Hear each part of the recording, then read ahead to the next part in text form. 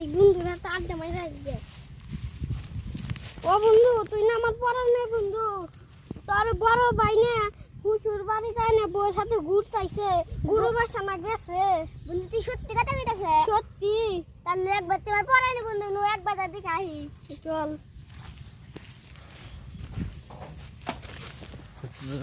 সত্যি তো বড় ভাই তো ইরে বড় ভাই কোন যাও? ঘুরবার যাই। ঘুরবা যা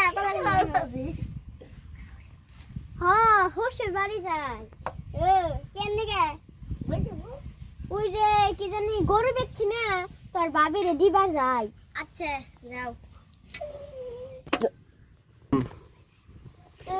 আমি গরু বেচছি, তা তোর কে কইছে যে তোর বাবির কাছে দিমু? ওই আর পারের পারানের বন্ধু আছে না, আত্মার বন্ধু হয়ে গেছে। ও তোর সাইম কইছে? হ্যাঁ ওই কইছে আরে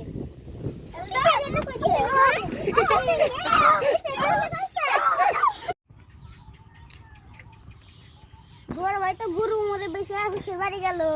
আমি এখন গাছটা বেছে গাছ মাছ বেছে টাঙ্গাল দেবা টাঙ্গাল দে বাংলা মত খাই গে।